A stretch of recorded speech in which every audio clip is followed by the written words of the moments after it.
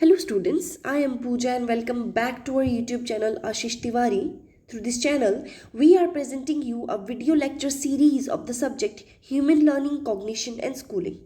As you all know that this subject contains 3 units and unit 1 and unit 2 videos have already been made and uploaded. So if you haven't watched them, make sure to watch these videos because these are the basics we need to understand before going to the unit third.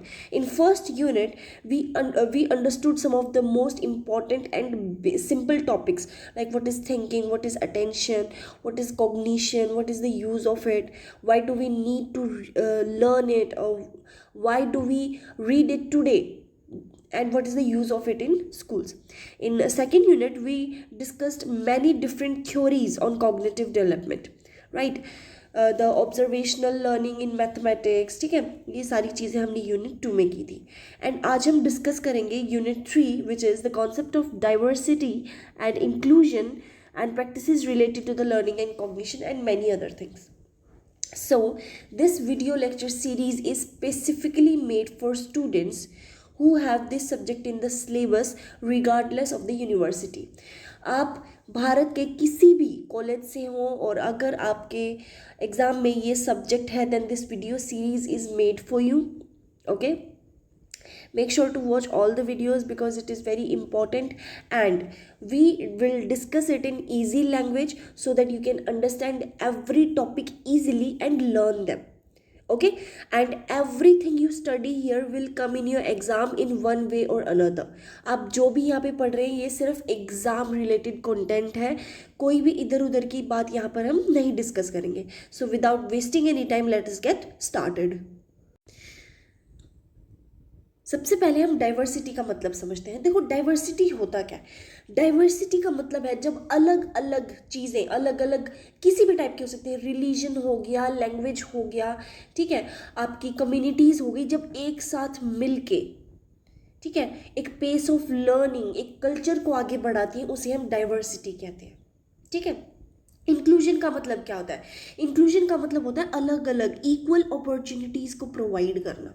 ठीक है, वो चाहे opportunity की हो, respect की हो, participation की हो, जहाँ पर हर एक बच्चे से लेके बूढ़े तक तो हर किसी को इन्वॉल्व किया जा रहा है एंड उनकी नीड्स को केटर किया जा रहा है. अब इनका लर्निंग पर क्या इफेक्ट पड़ता है. फॉर एग्जाम्पल एक डाइवर्स क्लासरूम है, अलग अलग तरह के बच्चे हर जगह एक ही जगह इकट्ठे हो रहे हैं, तो यहाँ पर टीचर को क्या करना चाहिए, उनको फ्लेक्सिबल मेथड्स को यूज़ करना चाहिए. ठीक है, एक मतलब कि 2-3 तरीके से एक ही बात को समझाया जाए ताकि सबको वो बात अच्छे से पता लगे. Inclusion promotes confidence, social acceptance and better learning. ठीक है. रिलेटेड प्रैक्टिसेस क्या हो सकती है. नॉन डिस्क्रिमिनेटरी बिहेवियर, डिस्क्रिमिनेशन ना किया जाए, अलग अलग लेवल की टीचिंग्स होनी चाहिए, group work, teaching aid, support according to the individual needs. Now lesson 2 is characteristics of children and adolescent in relation to intelligence, creativity and motivation. Characteristics of childhood.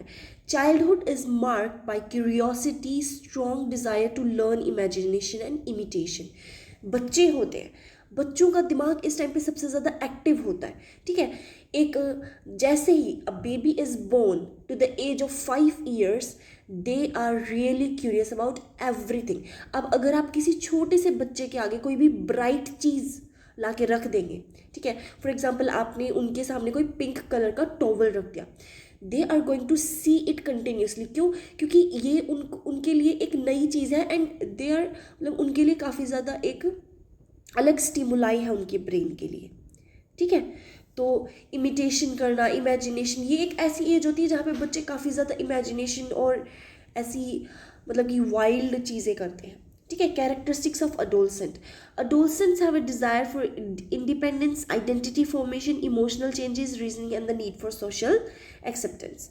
Intelligence. Intelligence is the ability, एक आपकी ability है कि आप दिक्कत समझे, learn करे, adapt करे और डिसीजंस को बनाए। The intelligence of children and adolescent is influenced by the environment and education. उनके आपके जितने भी डिसीजंस हैं, आज आप अंडर प्रेशर कैसे काम करते हो, अंडर प्रेशर कैसे रिएक्ट करते हो, it is totally influenced by your environment. आपने एनवायरनमेंट में जैसे देखा, आपका, मैं ये नहीं कहूँगी कि 100% वही फ़र्क पड़ता है, बट इट इन्फ्लुएंसेस या 60 to 70% of the responses. Okay, creativity is the ability to produce new useful and original ideas. Creativity से आता है, और वो क्रिएटिविटी कैसे आएगी? When you spend some time with yourself, when you let your brain go when you let your brain wander, and then your brain starts accumulating those ideas. Okay, it may appear in art, language, science and problem solving. Okay, motivation is the inner force behind learning. ये inner force होता है. Being extrinsic, intrinsic motivation improve learning achievement. Educational importance क्या है? Teachers को उम्र, interest और ability को देखकर उन्हें पढ़ाना चाहिए, ठीक है, ताकि and emotional state so that intelligence, creativity and motivation can develop. Now let's discuss with lesson 3, students with special needs, issues, challenges and possibilities. Students with special needs are those who require special support in learning, physical, intellectual, emotional, sensory और language areas. ये ऐसे students होती हैं जिन्हें हर area में काफ़ी ज़्यादा special need होती है, ठीक है. इश्यूज़ क्या है? आइडेंटिफिकेशन में दिक्कत होती है, डिले हो जाता है काफ़ी, एडिक्वेट रिसोर्सेज नहीं मिल पाते हैं, shortage of train teachers, social stigma and discrimination and limited parental support. Parents भी काफ़ी ज़्यादा सपोर्ट नहीं कर पाते हैं. चैलेंजेस क्या क्या आते हैं? And creating an inclusive environment, उनके लिए इंक्लूसिव एनवायरनमेंट करना बहुत ज़्यादा मुश्किल हो जाता है. करिकुलर और असेसमेंट उनको प्रॉपर नहीं मिल पाता है, ठीक है. Individual support, managing diversity in the classroom becomes difficult, ठीक है. Availability of technology and assertive devices. Possibility क्या है? सही सपोर्ट, अच्छे टीचर और इंक्लूसिव पॉलिसी और कम्युनिटी कोऑपरेशन के साथ जो हमारी स्पेशल नीड्स के हैं वो develop their potential and play an active role in the society. Role of teacher. The teacher should be patient. Teacher को पेशेंट, एम्पैथेटिक, उनके इमोशंस को समझना पड़ेगा, पेशेंस उसको रखना पड़ेगा, सपोर्टिव होना पड़ेगा टीचर को, ठीक है.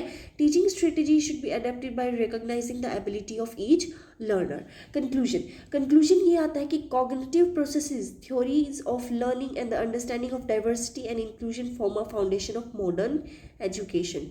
With their help teachers can create an environment where every learner can learn, think and grow.